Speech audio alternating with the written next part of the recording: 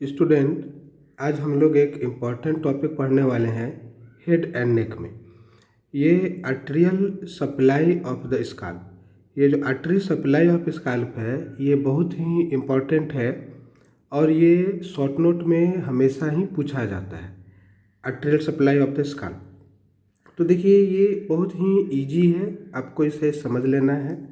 ये स्काल्प का जो आर्टरी सप्लाई है ये 5 आर्टरी इसमें होता है। ठीक है, 5 आर्टरी होता है और ये जो 5 आर्टरी होता है इसमें से 3 जो होता है वो इन फ्रंट ऑफ द ईयर। देखिए ये मैंने स्काल्प का डायग्राम बनाया है और ये है ईयर, ये मैंने ईयर बनाया है, ये है मिड लाइन। ठीक है, ये देखिए मिड लाइन है। तो यहाँ पे मिड लाइन में 3 in front of the auricle और 2 बिहाइंड द ऑरिकल, ये 5 आर्टरी होता है जो कि स्काल्प का आर्टरी सप्लाई है। ठीक है, सबसे पहला देखिए ये है सुप्राट्रोकिलियर आर्टरी, और ये जो सुप्राट्रोकिलियर आर्टरी है ये किधर, ये स्काल्प में आता है around the supra orbital margin. ठीक है, around the supra orbital margin ये स्काल्प में आता है।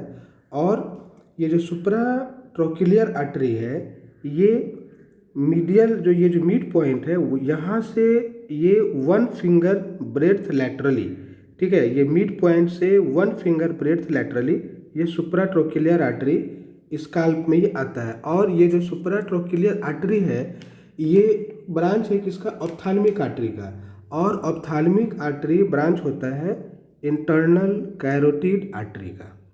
ठीक है, तो ये फर्स्ट आर्टरी। सेकेंड आर्टरी में चलिए ये है सुप्रा ऑर्बिटल आर्टरी। ठीक है, ये सुप्रा ऑर्बिटल आर्टरी ये स्काल्प में इंटर करता है थ्रू सुप्रा ऑर्बिटल नॉच। ठीक है, सुप्रा ऑर्बिटल नॉच ये यहाँ से स्काल्प में इंटर करता है और ये मिड पॉइंट से, ये जो मिड पॉइंट है यहाँ से 2 to 3 सेंटीमीटर लैटरली ये इंटर करता है स्काल्प में।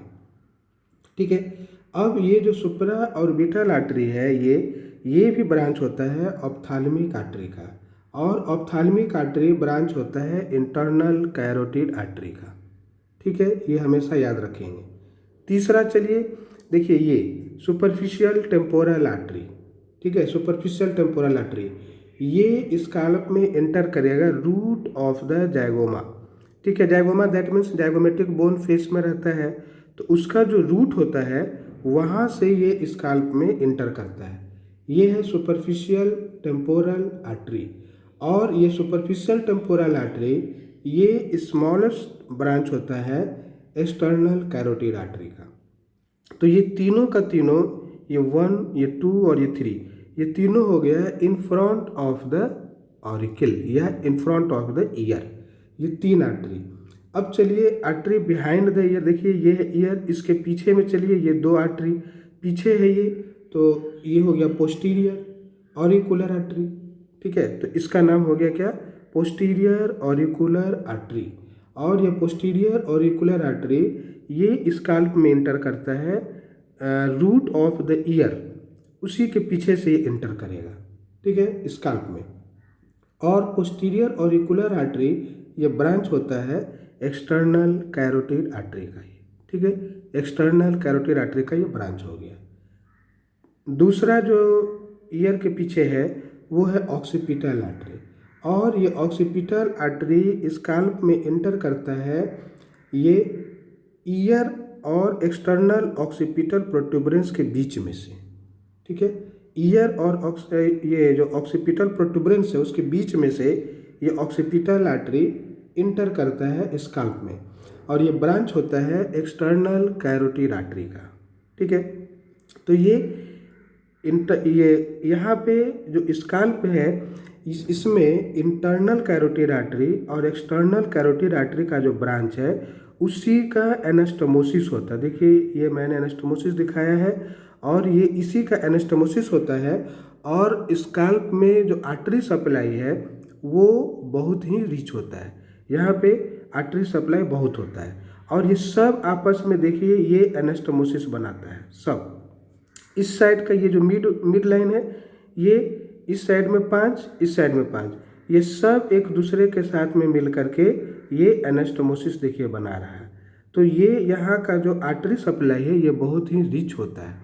और इसको आप हमेशा याद रखिए कि 5 आर्टरी, ये जो मिड लाइन है, मिड लाइन का एक हाफ में 5 आर्टरी और 5 में से 3 जो है वो इन front of the year and 2 जो होता है वो बिहाइंड द ईयर। ठीक है, इन फ्रंट में सुप्राट्रोकिलियर, सुप्राऑर्बिटल जिस जहाँ जहाँ से आ रहा है बस वैसा ही नाम है।